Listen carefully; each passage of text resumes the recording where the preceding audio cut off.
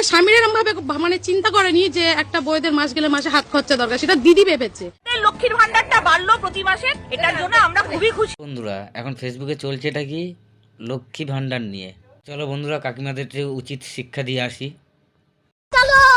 লক্ষ্মীর ভান্ডারটা বাড়লো প্রতি মাসে, এটার জন্য আমরা খুবই খুশি। লক্ষ্মী ভান্ডার বাড়লো তো আমরাও সেটা বুঝলাম, কিন্তু রাজ্যের বেকার ছেলেদের সংখ্যাটা বাড়লো না কমলো সেটা একটু বললে ভালো হতো।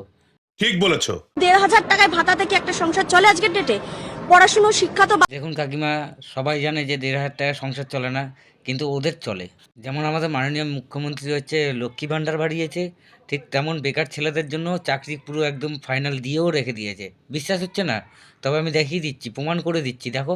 1,000 টাকা জোগাড় করে একটা কেটলি কিনুন আর কয়েকটা মাটির ভাঁড় নিন, সাথে কিছু বিস্কুট নিন। আস্তে আস্তে বাড়বে। প্রথম দিনে আপনি বিস্কুট নিলেন প্রথম সপ্তাহে, তারপরে সপ্তাহে মাকে বললেন মা একটু ঘুগনি। আমাদের পরীক্ষা দিয়ে লাভ কি? মনে মনে চপ শিল্প খুলে দেবো, ঘুগনি মুড়ি বেচবো, কাশফুলের পাশ বানিয়ে রাত্রিবেলা গিয়ে। তো বিশ্বাস হলো আমাদের মাননীয় মুখ্যমন্ত্রী সবার জন্য চিন্তা ভাবনা করে। এদিকে লক্ষ্মী ভান্ডার বাড়াচ্ছে, এদিকে বেকার ছেলেদের চাকরি দিয়ে দিয়েছে। আর কি চাই এই রাজ্যে? আমাদের রাজ্যে কিন্তু আরেকটা বড় অফার চলছে কাকিমাদের জন্য।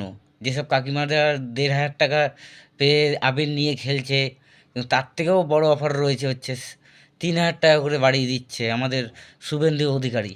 ও আরেকজন, মানে মানুষ, রাজ্যের মানুষ পুরো একদম বিক্রি হয়ে গেছে, নিলাম উঠছে। ওই যে বাড়ি ঘর বিক্রি হলে যেরকম নিলাম ওঠে না, এই 1,000, আরেকজন বলে 2,000, ওরকম নিলাম উঠছে রাজ্যের মানুষদেরকে নিয়ে।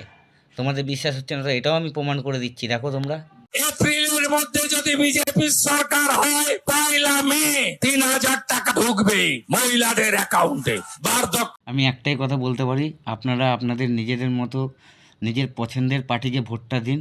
দয়া করে কোনো পার্টির কাছে আপনারা বিক্রি হবেন না।